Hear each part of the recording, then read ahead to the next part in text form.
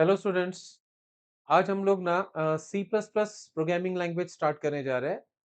आपको पता है कि आज सॉफ्टवेयर डेवलपमेंट में सी प्लस प्लस का जावा का कितना ज़्यादा इम्पोर्टेंट है। तो आज इंजीनियरिंग के लिए या डिप्लोमा स्टूडेंट्स के लिए हम सी प्लस प्लस स्टार्ट कर रहे हैं। आज सी प्लस प्लस का हमारा पहला लेक्चर है। और मैं सबको ये बताना चाहूँगा कि सी प्लस प्लस के लिए वैसे तो सी लैंग्वेज का आना बहुत ज़रूरी है। अगर आपको सी करना है तो सी के भी मेरे वीडियो लेक्चर से आप उसको देख सकते हो, ठीक है। लेकिन मैं ये बताना चाहूँगा कि अगर किसी वजह से आपका सी प्लस प्लस सी लैंग्वेज अगर रह गया, नहीं करे, तो कोई प्रॉब्लम नहीं। हम लोग सी प्लस प्लस कवर करते समय जो भी टॉपिक जो सी के इम्पोर्टेंट है, जो सी प्लस प्लस के लिए लगने वाले हैं, वो हम साथ में कवर करते चलेंगे, राइट?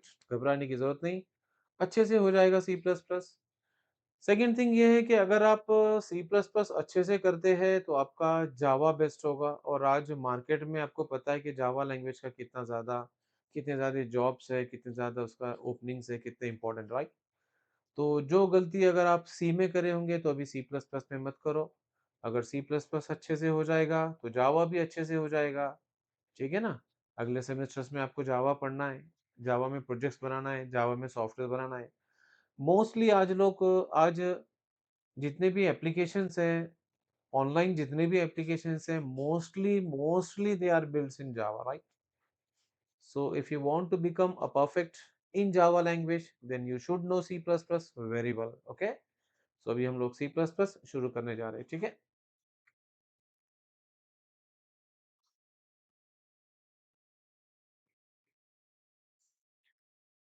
C++ में सबसे पहले हमको ये देखना है कि पॉप क्या होता है और ऊप्स क्या होता है, ठीक है? पॉप एंड ऊप्स में डिफरेंस। अभी C++ एक्चुअल स्टार्ट होने के लिए थोड़ा टाइम लगेगा और एक दो तीन लेक्चर्स लगेंगे, लेकिन उसके पहले आपको स्टार्टिंग का कुछ बेसिक सीख लेना पड़ेगा, ठीक है? पॉप क्या है, ऊप्स क्या है, क्लियर? तो प्रीवियसली जो हमने सी लैंग्वेज पढ़े थे, it is based on pop. और अभी हम लोग जो सी प्लस प्लस पढ़ने वाले हैं, अगले सेमेस्टर में हम लोग जावा पढ़ने वाले हैं, उसके बाद पाइथन पढ़ेंगे। ये सारे जो लैंग्वेजेस है, दे आर बेस्ड ऑन उप्स। तो ये पहले क्लियर हो जाना चाहिए, पॉप क्या होता है और उप्स क्या होता है। प्रीवियसली जो हमको सी लैंग्वेज आता है या सी हमने जो पढ़े, it is based on pop. और आज हम लोग जो शुरू करने जा रहे हैं C plus plus, it is based on oops। Clear? Okay.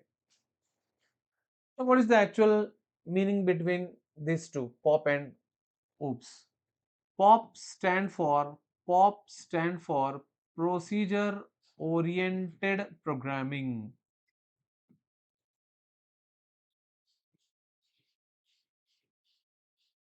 Pop means what? Procedure oriented programming. And oops means what? Object oriented programming. तो पहला पॉइंट हमारा क्लियर होगा, दोनों का फुल फॉर्म हमने देख लिया कि पॉप का मतलब होता है प्रोसीजर ओरिएंटेड प्रोग्रामिंग और ऊप्स का मतलब होता है object oriented programming. Clear? Okay.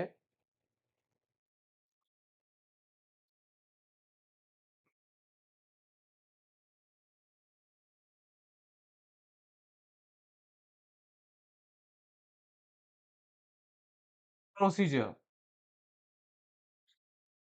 Procedure means what? Procedure means कोई तरीका, कोई काम करने का तरीका है। जैसे कि मुझे कोई एड्रेस पूछता है कि भाई मुझे कहीं तो जाना है, मार्केट जाना है, तो मैं क्या करूंगा, उसको पूरा तरीका बता दूंगा कि भाई इधर से इधर जा, वहां से ऑटो पकड़ के उधर चल जा, वहां से वो मार्केट मिल जाएगा, खरीद ले।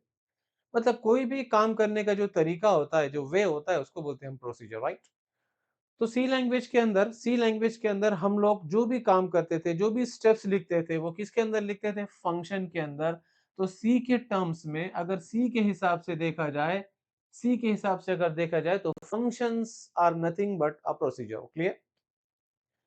पॉप के अंदर जो पी है ना, procedure oriented programming, procedure oriented programming के अंदर प्रोसीजर का मतलब होता है फंक्शंस।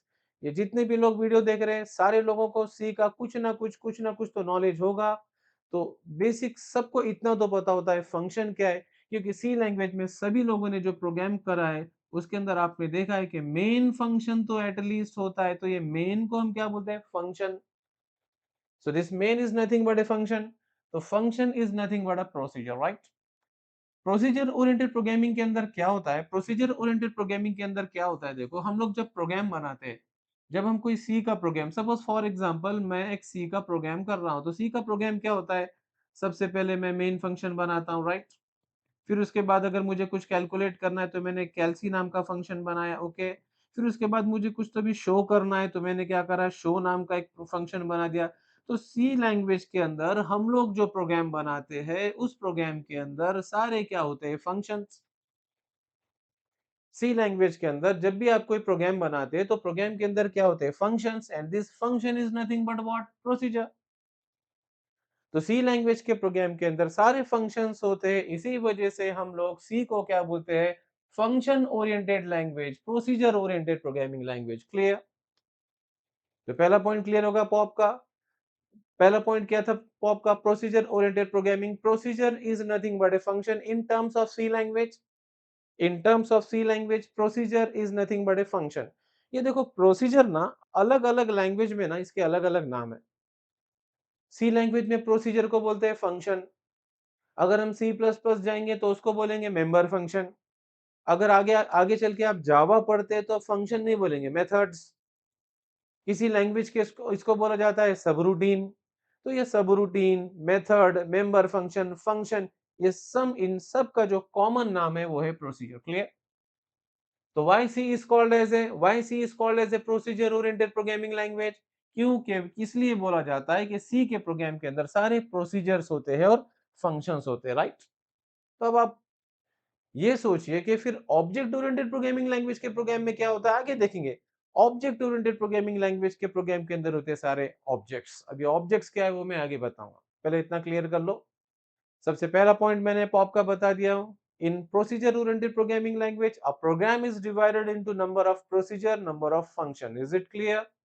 ओके, ठीक है। प्रोसीजर ओरिएंटेड प्रोग्रामिंग लैंग्वेज का प्रोसीजर ओरिएंटेड प्रोग्रामिंग लैंग्वेज का जो अप्रोच होता है वो होता है top to bottom. Top to bottom मतलब कि प्रोग्राम का जो एग्जीक्यूशन होता है ना, वो टॉप से शुरू होकर बॉटम पे आता है। मतलब आपने देखे पिछला जो मैंने प्रोग्राम बनाया, पिछला मैंने जो प्रोग्राम बनाया इसके अंदर क्या करा? मैंने मेन फंक्शन पहले लिखा हूं और बाकी की सारी चीजें नीचे है ना। और हम सब लोगों को क्या पता है कि सी के अंदर और सी प्लस प्लस के अंदर और जावा के अंदर जो प्रोग्राम शुरू होता है वो कहां से होता है? मेन से। Without main there is no program. बगैर मेन के प्रोग्राम होता ही नहीं। सी के अंदर आप कितना भी बड़ा प्रोग्राम बनाओ, मेन होना जरूरी है। सी प्लस प्लस के अंदर आप कितना भी बड़ा प्रोग्राम बनाओ, मेन होना जरूरी है। जावा के अंदर आप कितना भी बड़ा प्रोजेक्ट बनाओ, बगैर मेन के बनता ही नहीं। Without main there is no program in C, C plus plus and Java, right? अब यहाँ देखो आप, ये जो मेन फंक्शन है ये कहाँ दिख रहा है? पहले। और बाकी के सारी चीजें कहाँ है? नीचे। शुरू कहाँ से होता है? मेन से। मेन कहाँ है? टॉप पे। इस वजह से इसको बोलते हैं टॉप टू बॉटम। लेकिन अगर हम ऊप्स के अप्रोच में जाते हैं, अभी ऊप्स पे आऊंगा मैं। जब हम ऊप्स में जाते हैं तो वहां पर मेन सबसे नीचे होता है और बाकी की सारी चीजें ऊपर होती है। अगर हम सी प्लस प्लस का प्रोग्राम बनाएंगे कंप्लीट, जब हम सी प्लस प्लस का प्रोग्राम बनाएंगे तो आप देखेंगे कि सारे क्लासेस और ऑब्जेक्ट्स में ऊपर बना रहा हूं और सबसे नीचे लिख रहा हूं मेन। अगर हम जावा का प्रोग्राम बनाते हैं तो आप देखेंगे कि जावा के अंदर सारी चीजें ऊपर रहेंगी और मेन रहेगा सबसे लास्ट। और प्रोग्राम शुरू कहां से होता है? मेन से। तो उसके लिए हम ऊप्स का जो अप्रोच है उसको क्या बोलेंगे? Bottom up. पॉप का जो अप्रोच है वो है टॉप टू बॉटम। क्यों बोलते हैं टॉप टू बॉटम? समझ में आ रहा है? इसलिए बोलते हैं कि प्रोसीजर ओरिएंटेड प्रोग्रामिंग लैंग्वेज के अंदर आपका जो मेन रहेगा वो स्टार्टिंग में रहेंगे और बाकी की सारी चीजें नीचे रहेंगी, और शुरू मेन से हो रहा है, टॉप से हो रहा है, उस वजह से इसको बोलेंगे हम टॉप टू बॉटम। लेकिन ऊप्स के अंदर आपका मेन सबसे लास्ट में रहेगा, बॉटम में रहेगा, और शुरू मेन से हो रहा है, उसके लिए हम उसको बोलेंगे बॉटम अप। उधर आऊंगा मैं भी, राइट? दो पॉइंट क्लियर हो गए। पहला पॉइंट, पॉप का मतलब मैंने बता दिया, procedure oriented programming language. Why it is called as a procedure oriented programming language? Because in POP a program is divided into number of procedure. Because in POP a program is divided into number of functions. Clear? This one, this is a program, and this program is divided into what? Number of functions. This program is divided into what? Number of functions, number of procedures. So that's why it is called as a POP. So that's why it is called as a POP. Clear? Second thing मैंने क्या बता दिया आपको? Second thing मैंने ये बता दिया कि टॉप टू बॉटम, कि हमेशा मेन आपका टॉप पे रहेगा, बाकी की सारी चीजें नीचे रहेंगी, तो उसके लिए हम पॉप को बोलते हैं top to bottom approach, right? Now what are the examples of procedure oriented programming language? अब हमको ये भी पता होना चाहिए ना कि पॉप से रिलेटेड कौन से लैंग्वेजेस है। अभी तो मैंने बता दिया कि सी example of procedure oriented programming language, C is a procedure oriented programming language, right? Then basic language, this is one of the beginners language. Basic is also procedure oriented programming language.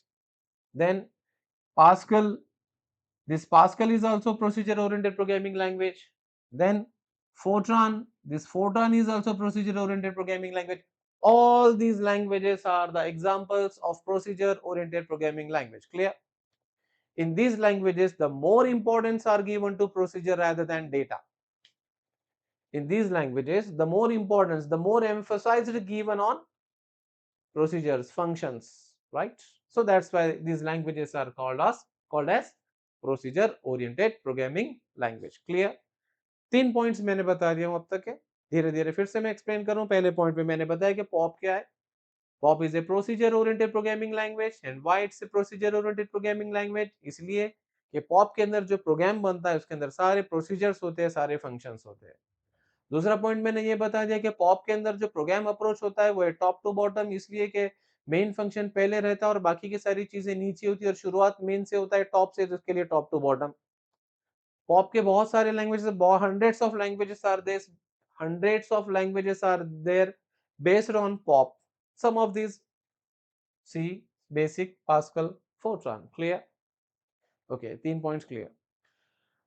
Now, why there is a need of oops? oops की जरूरत क्यों गिरी? क्योंकि हमको पता है ना, हर system का एक ड्रॉबैक होता है, हर सिस्टम का एक लिमिटेशन होता है, राइट? पहले हमारे पास रेडियोस हुआ करते थे पुराने जमाने में, बहुत पुराने जमाने में। लेकिन रेडियो का ड्रॉबैक क्या था कि वो सिर्फ हम वही गाने सुन सकते थे जो रेडियो स्टेशन से आते थे। हम हमारे मन चाहे गाने नहीं सुन सकते थे रेडियो पे, है ना? उसके बाद फिर एडवांस, थोड़ा टेक्नोलॉजी में एडवांस आया और टेप रिकॉर्डर आया, है। टेप रिकॉर्डर में क्या था कि हमको जो चाहे हम गाने कैसेट डाले सुन लिए, लेकिन उसका भी एक ड्रॉबैक था, देख नहीं सकते थे। रेडियो का एक, पहले उस जमाने में, पुराने जमाने में रेडियो बहुत बहुत इंपॉर्टेंट था हमारे पिताजी के जमाने में, राइट? लेकिन आज उसको कोई नहीं पूछता, कहीं नहीं देखेगा आज, राइट? उसका ड्रॉबैक था। टेप रिकॉर्डर आ गया, लेकिन उसका भी ड्रॉबैक था कि हम देख नहीं सकते। फिर टेलीविजन आ गया, उसमें भी फिर बहुत सारे, आज देख रहे हैं आज टेलीविजन किस तरह से, मतलब हर चीज का कुछ ना कुछ तो कमी होती है, कुछ ना कुछ तो लिमिटेशंस होते हैं। उसको ओवरकम करने के लिए आगे का सिस्टम क्रिएट होता है। तो पॉप की भी कुछ ड्रॉबैक्स है। There are some drawbacks, there are some limitations of POP, जिस वजह से ऊप्स आया।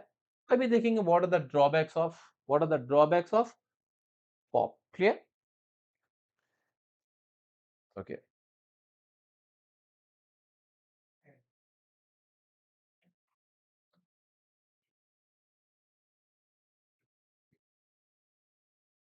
Drawback of pop.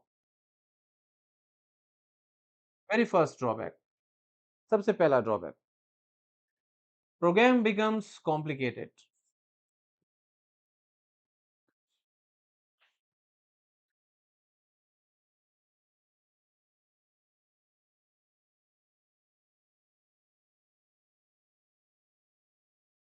Pop, your program becomes complicated, program थोड़ा सा कॉम्प्लिकेटेड हो जाएगा, प्रोग्राम थोड़ा सा कॉम्प्लेक्स हो जाएगा, लेकिन कब? जब बहुत सारे फंक्शंस आपके प्रोग्राम में हो जाएंगे, राइट?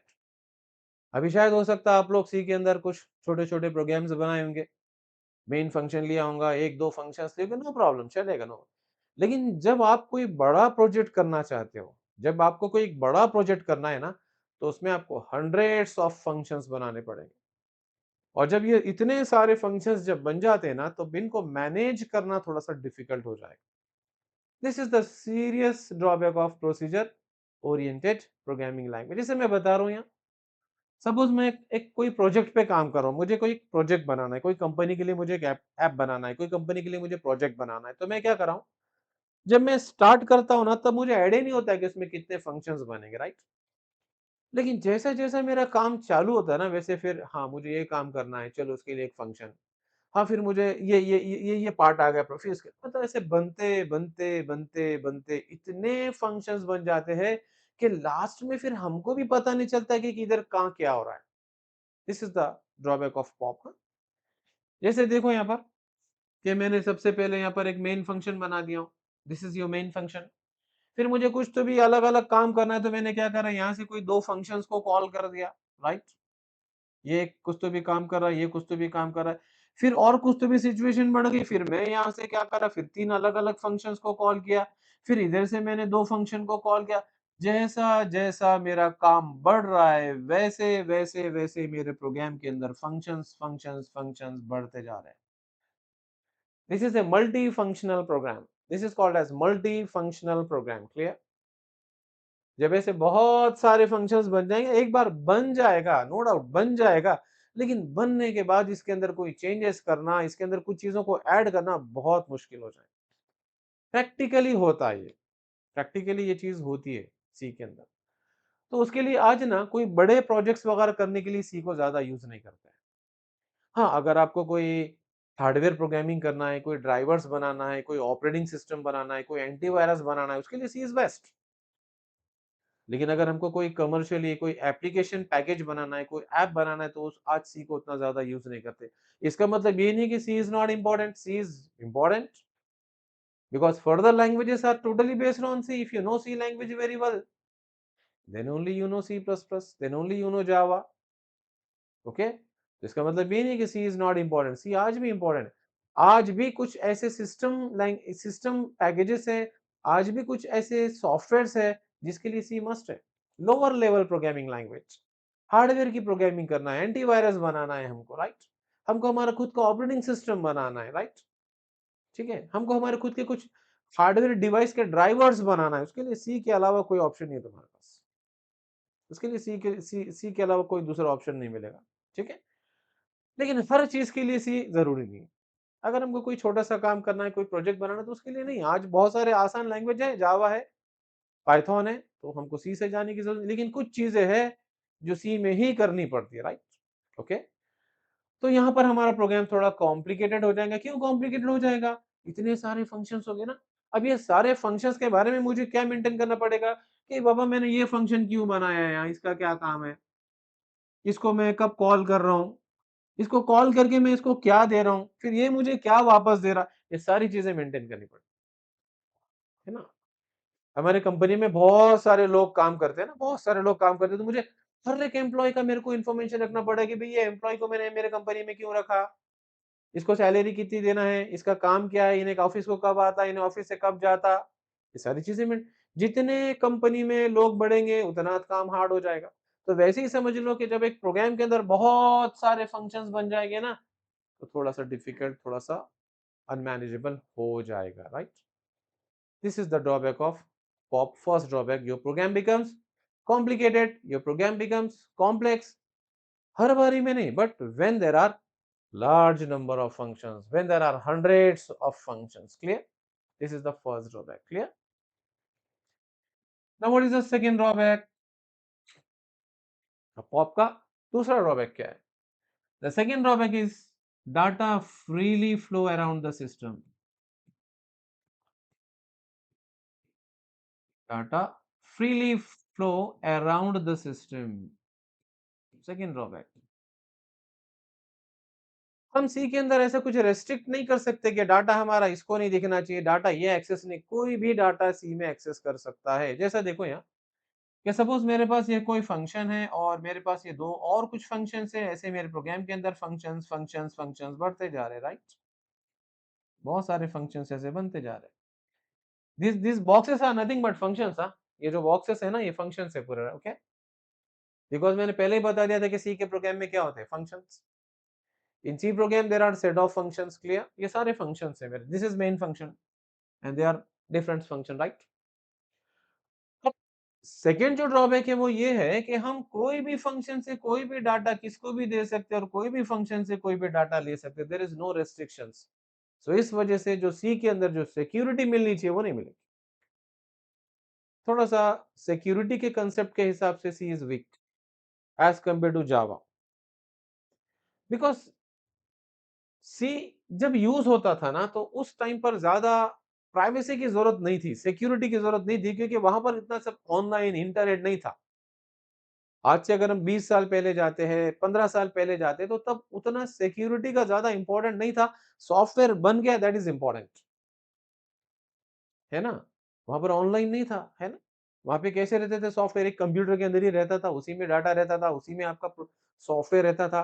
तो बहुत कम चांसेस होते हैं कि कोई उसको आएगा और चुराएगा, हैक करेगा, लेकिन आज तो मैक्सिमम चांसेस है। आज हमारा सारा डाटा, आज हमारे सारे प्रोग्राम्स कहाँ हैं, ऑनलाइन है, हमें हमारे पर्टिकुलर सिस्टम में तो नहीं है। जैसे हमारा ईमेल है, आपके ईमेल कहाँ स्टोर होते हैं, आपके ईमेल जीमेल के सर्वर पर है ना। लेकिन उसपे सिक्योरिटी दी गई ना, कि वो मेल को सिर्फ आप ही पढ़ सकते हैं, दूसरा कोई पढ़ सकता है क्या? नहीं। आपके अकाउंट की इंफॉर्मेशन, आपके बैंक में जो पैसा है, आपके बैंक में बैंक की जो भी इंफॉर्मेशन है, वो कहाँ स्टोर है? बैंक के सर्वर पर स्टोर है। और वो हमारे घर में तो नहीं है ना कंप्यूटर। तो मैक्सिमम चांसेस है ना उसको कोई हैक कर सकता है, तो उसको सिक्योरिटी दी गई, बहुत सारी सिक्योरिटी दी जाती है। लेकिन वो सी में नहीं कर सकते हम, क्योंकि सी में क्या होता है ना, डाटा फ्रीली फ्लो होता है अराउंड द फंक्शंस, राइट। कोई भी फंक्शन को हम ऐसा कोई रेस्ट्रिक्शंस नहीं रहेगा यहाँ, कि ये फंक्शन से डाटा इधर नहीं आना चाहिए। कोई भी फंक्शन कोई भी डाटा किधर से भी ले सकता है, कोई भी फंक्शन किसी को भी डाटा दे सकता है। This is the second drawback of procedure oriented programming language, that is data freely flow around the system, right. पहला drawback, your program becomes complicated, your program becomes unmanageable when there are large number of functions.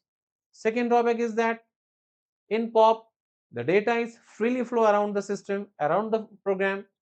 That means from any function you can get the data, and from any function you send the data, there is no restrictions, clear। दो drawback हो गए। Third drawback क्या रहेगा इसका? Third drawback ये रहेगा, global data access by anyone, global data accessed by anyone. If you have some global data, then it can be accessed by anyone without any restriction. This is also related to data security. Suppose again, फिर से मैं draw करूं, again suppose this is your program, suppose this is your program, this is functions, ये functions है हमारे, okay. This is a multifunctional program, in each function there are some instructions, this is your main function। Her function के अंदर जिसका उसका local data होता है, उसके अलावा हम कुछ ग्लोबल डाटा रखते हैं यहाँ पर, जो मेन फंक्शन के पहले आप देखे होंगे शायद सी के अंदर, कि मेन फंक्शन के पहले हम कुछ वेरिएबल्स डिक्लेयर करते थे, आर ग्लोबल वेरिएबल्स। तो अगर मैं इस सी के प्रोग्राम के अंदर कुछ ग्लोबल डाटा रखता हूँ, right, this is suppose global data, right, this is your global data, okay. अगर सी के अंदर हम ग्लोबल डाटा रखते हैं तो इसको हर कोई एक्सेस कर सकता है। अभी तुम ऐसा नहीं सेट कर सकते कि ये डाटा को ये दो लोग नहीं एक्सेस करना चाहिए, फिर ये डाटा को सिर्फ ये दो ही लोग एक्सेस कर, ऐसा हम सी में नहीं कर सकते। If there is some global data, then definitely it can be access by all functions. तो यहाँ पर हम डाटा को सिक्योर नहीं रख सकते। जैसा मेरे बैंक की इंफॉर्मेशन को कौन देख सकता है? सिर्फ बैंक के लोग देख सकते हैं और मैं देख सकता हूँ, बाकी कोई नहीं। अगर मेरे बैंक की इंफॉर्मेशन सारे लोग देख सकते हैं तो सभी लोग मेरे बैंक से पूरे पैसे निकाल लेंगे। अगर मेरे ईमेल्स को हर कोई पढ़ सकता होगा तो फिर मेरे सारी प्राइवेट चीजें सब लोग जान लेंगे, क्योंकि ईमेल भी मेरे ग्लोबल है, बैंक की इंफॉर्मेशन भी मेरी ग्लोबल है। लेकिन उसको कौन एक्सेस कर रहा है? पर्टिकुलर पर्सन, ठीक है ना, हर कोई नहीं एक्सेस कर रहा है। लेकिन सी में हम लोग ऐसा नहीं कर सकते। अगर सी में हमने कुछ ग्लोबल डाटा रख दिया तो बस उसको सी के सारे फंक्शंस एक्सेस कर सकते हैं, चेंज कर सकते हैं, मॉडिफाई कर सकते हैं।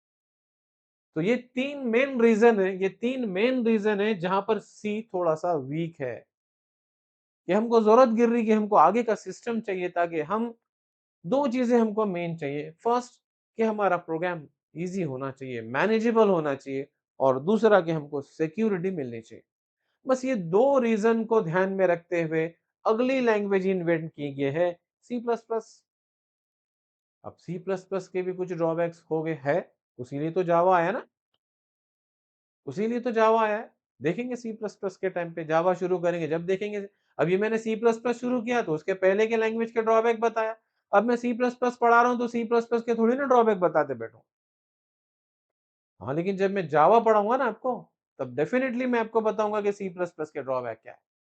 ओके, सो यहाँ पर हमने आज सी का थोड़ा सा इंट्रोडक्शन देखा है, पॉप और ऊप्स क्या। अभी मैं उस पे नहीं गया, सिर्फ पॉप पर ही हूँ।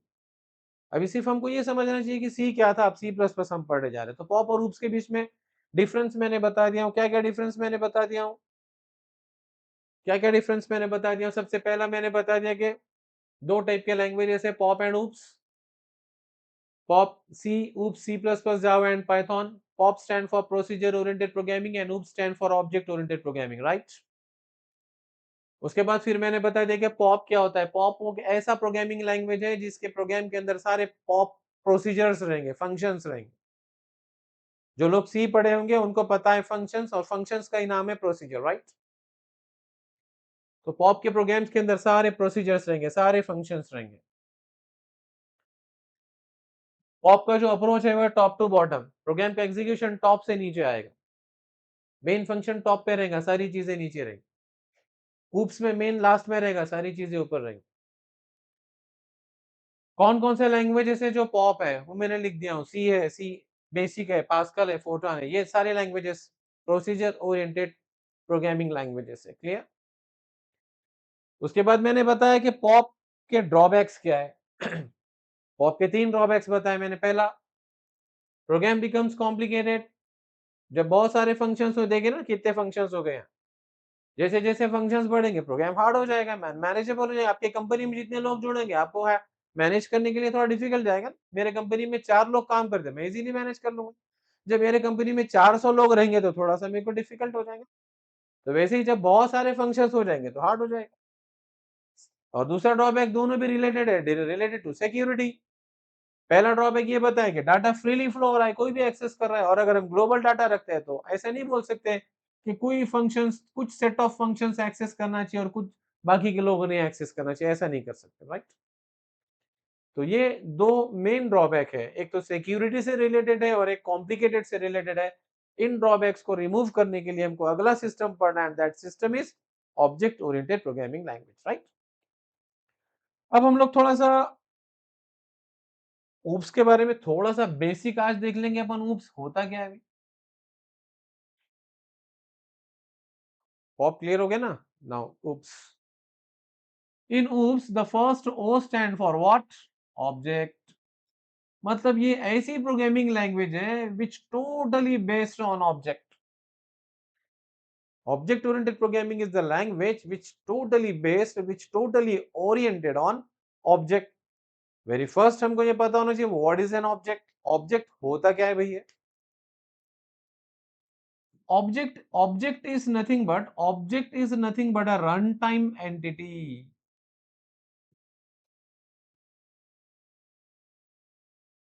Now what is runtime entity? Program को रन करने के बाद आपके एक्चुअल इंफॉर्मेशन जिसके अंदर होती है उसको हम बोलते हैं रनटाइम एंटिटी। जैसे वेरिएबल्स होते हैं, जैसे पॉइंटर होता है, जैसे एरे होता है। सी प्लस प्लस के अंदर, जावा के अंदर आपका जो भी डाटा रहेगा वो किस में रहेगा? ऑब्जेक्ट में रहेगा। And object closely bind data and there associated functions. एक ऑब्जेक्ट के अंदर डाटा भी रहेगा। थोड़ा सा बड़ा ड्रॉ कर दो मैं। This is an object, this is an object. An object closely bind the data and their associated functions. See, this is your data and these are the functions. ये आपका डाटा है और इस डाटा को process करने वाले functions है। मतलब जिसका उसका डाटा, जिसके उसके फंक्शंस, जिसके उसके ब्लॉक में रहेंगे। तो इससे ना जो सॉफ्टवेयर कॉम्प्लेक्सिटी थी वो आसानी से मैनेज हो जाएगी, राइट? जैसे हम लोग इस सिस्टम को बहुत अच्छी तरह से देखते हैं हमारे कॉलेज के अंदर। कॉलेज में देखो, ऑफिस में देखो, है ना? जिसका उसका सेक्शंस होते हैं, जिसके उसके लोग जहाँ का होते हैं, सब मिक्स नहीं होते हैं। अब अगर हम हमारे कॉलेज का या हमारे ट्यूशंस का एक एग्जांपल लेते हैं तो कैसे होता है? हम देखते हैं कॉलेज में जाते हैं ना, अलग-अलग जिसके उसके क्लासरूम्स होते हैं और हर क्लासरूम के अंदर स्टूडेंट्स होते हैं और उनको पढ़ाने वाला एक फैकल्टी होता है, राइट? अभी समझ लो कि एक क्लासरूम है, उसके अंदर सी प्लस प्लस का लेक्चर चल रहा है, तो वहां जो बैठे वाले बच्चे सी प्लस प्लस पढ़ रहे हैं और वहां जो सर पढ़ा रहा है सी प्लस प्लस पढ़ा रहा है, so everything is going fine, there is no problem, right. बाजू का एक हॉल है, वहां पर मैथ्स का लेक्चर चल रहा है, वहां पे कुछ बच्चे बैठकर मैथ्स पढ़ रहे हैं और सर उनको मैथ्स पढ़ा रहे, सब ठीक चल रहा है। इधर सी प्लस प्लस चल रहा है, इधर मैथ्स चल रहा है, एवरीथिंग इज ओके, क्योंकि दोनों अलग अलग क्लासरूम में है ना। अगर मैं चाहता हूं कि मेरे को थोड़ा सा दोनों को ना एक साथ पढ़ाना है, तो मैं क्या करता हूं, इधर के सी प्लस प्लस के स्टूडेंट्स को और इधर के मैथ्स के स्टूडेंट्स को दोनों को मिलाकर एक बड़े हॉल में एक साथ बिठा देता हूं, मिक्स। और सी प्लस प्लस के और मैथ्स के फैकल्टी को बोलता हूं चलो दोनों पढ़ाना शुरू करो एक साथ। अब सोचो क्या होगा, ना तो सी प्लस प्लस पढ़ने वालों को सी प्लस प्लस समझ में आएगा, ना मैथ्स पढ़ने वालों को मैथ्स समझ में आएगा, क्योंकि दोनों साथ में चल रहे। कॉम्प्लेक्सिटी, कंफ्यूजन हो जाएगा, वही हो रहा है सी के अंदर। या वैसे नहीं होगा, या हर एक का डाटा, हर एक के फंक्शन जिसके इसके ब्लॉक में रहे, ये फंक्शन सिर्फ इसी डाटा को अगर मुझे मुझे एक ऑब्जेक्ट बनाना है, पहले तो ये ऑब्जेक्ट हम बनाते क्यों है, एक्चुअल में ऑब्जेक्ट बनाने की मेन वजह होती है object represent user defined data type. Object is used to represent user defined data type, user defined data type. मतलब जब भी आपको कोई यूजर डिफाइंड चीज बनाना है तो आपको ऑब्जेक्ट बनाना पड़ेगा। जैसे कि हम लोग सी में देखते हैं कि हमारे पास डाटा टाइप पहले से कुछ है, जैसा इंट आपने देखा होगा, फ्लोट आपने देखा होगा, कैरेक्टर आपने देखा होगा, वैसे और बहुत सारे टाइप है, लेकिन ये तीन तो सबको पता है। इंट, फ्लोट, हर प्रोग्रामिंग लैंग्वेज के अंदर कुछ data type, set of data types पहले से होते हैं, जिनको हम बोलते हैं इनबिल्ट डाटा टाइप, जिसको हम बोलते हैं प्रीडिफाइंड डाटा टाइप, राइट। हर लैंग्वेज में, in every language there is a predefined data types, right. In C, int, float, char. अच्छा, इंट में हम क्या स्टोर कर सकते हैं, अगर मैं इंटीजर वेरिएबल लिया तो उसमें हम क्या स्टोर कर सकते हैं, सिर्फ एक नंबर। अगर मैं एक फ्लोट वेरिएबल लिया तो इसमें क्या स्टोर कर सकता हूँ, सिर्फ एक रियल नंबर। अगर मैंने कैरेक्टर वेरिएबल लिया तो इसमें मैं क्या स्टोर कर सकता हूँ, सिर्फ एक कैरेक्टर। देयर इज रेस्ट्रिक्शंस ना, इसमें सिर्फ नंबर आएगा, इसमें सिर्फ रियल नंबर आएगा, इसमें सिर्फ कैरेक्टर आएगा। There is restrictions on primitive data type. अब सपोज मैं एक ऐसा वेरिएबल लेना चाहता हूं, मुझे एक ऐसा वेरिएबल लेना है जिसमें मैं चाहता हूं कि एक स्टूडेंट का नाम आ जाना चाहिए, उसका रोल नंबर आ जाना चाहिए, उसका ब्रांच आ जाना चाहिए, उसका मोबाइल नंबर आ जाना चाहिए, और वो कौन से ईयर में पढ़ रहा वो भी आ जाना चाहिए। इतना सारा डाटा मुझे एक्स में लेना है, एक्स में लेना है। अब आप बताइए, क्या मैं इसको इंटीजर लिया तो चलेगा? नहीं, इंटीजर में तो सिर्फ नंबर आएगा, इतना सारा तो नहीं आएगा। क्या मैं इस वेरिएबल को फ्लोट ले लूंगा तो उसमें ये सब स्टोर हो जाएगा? नहीं होगा, कैरेक्टर में भी नहीं होगा। तब मेरे को क्या करना पड़ेगा, मुझे मेरा खुद का डाटा टाइप बनाना पड़ेगा, कोई स्टूडेंट नाम से, right. So whenever you want to create your own data type, at that time we are using object। जब भी तुमको खुद का डाटा टाइप बनाना पड़ेगा ना, स्टूडेंट के लिए, कस्टमर की इंफॉर्मेशन के लिए, अकाउंट की इंफॉर्मेशन के लिए, बुक की इंफॉर्मेशन के लिए, राइट। जब भी ऐसा कोई यूजर डिफाइंड डाटा टाइप आपको लेना आता है तब हमको बनाना पड़ता है ऑब्जेक्ट। तो उसके लिए हम ऑब्जेक्ट को बोलते हैं represent user defined data type, and it closely bind data and functions, जिसमें उसका डाटा भी रहेगा। अब अगर मैंने एक स्टूडेंट का ऑब्जेक्ट बनाया तो स्टूडेंट का डाटा भी रहेगा और स्टूडेंट के डाटा को प्रोसेस करने वाले फंक्शंस भी रहेंगे। This is nothing but an object. So object का एक कंप्लीट डेफिनेशन अगर हम बोलते हैं तो क्या बोलेंगे, object is a runtime entity and it is used to represent user defined data type। Object, definitely object is used to what, object is used to represent user defined data type। जब भी आपको कोई user defined data type create करना है आपको object बनाना है। And in object what we have, in object data and functions both are bind, data and their associated function। Suppose मैंने student का एक ऑब्जेक्ट बनाया तो उसमें स्टूडेंट का डाटा रहेगा और स्टूडेंट्स के डाटा को प्रोसेस करने वाले फंक्शंस। अब अगर इस ऑब्जेक्ट के डाटा को कोई बाहर का फंक्शन अगर एक्सेस करने की कोशिश करेगा तो उसको परमिशन नहीं रहेंगी। This provides security. एक ऑब्जेक्ट के डाटा को कौन एक्सेस कर सकता है? सिर्फ वही ऑब्जेक्ट के फंक्शंस, दूसरे नहीं। सी में ऐसा नहीं था, सी में कोई भी एक्सेस कर रहा था, राइट? लेकिन ऑब्जेक्ट ओरिएंटेड प्रोग्रामिंग लैंग्वेज के अंदर जो ऑब्जेक्ट होता है, एक ऑब्जेक्ट के डाटा को कौन एक्सेस कर सकता है? सिर्फ वही ऑब्जेक्ट के फंक्शंस, बाकी के नहीं। So this is an object. और मैं एक शॉर्ट में बोल के भी लेक्चर खत्म करूंगा कि अगर आप ऊप्स के या सी प्लस प्लस के अंदर या जावा के अंदर कोई प्रोग्राम बनाते हैं, तो इस प्रोग्राम के अंदर ये जो सारी चीजें रहेंगी, ये जो डॉट डॉट जो रहेंगे, they are nothing but objects.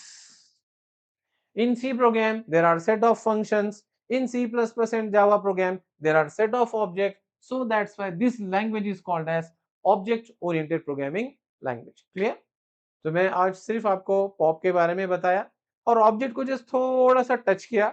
मैं इसको कल फिर से पूरा एक्सप्लोर करूंगा। ऊप्स क्या है उसके पूरे प्रॉपर्टीज में बता दूंगा। फिर धीरे धीरे एक एक लेक्चर हमारा बढ़ता जाएगा। ठीक है, तो आज हमारा लेक्चर स्टॉप करूं मैं। ओके, अगर कुछ प्रॉब्लम है तो मुझे व्हाट्सएप कर सकते हैं या मैसेज कर सकते हैं। ओके, चलो, थैंक यू वेरी मच।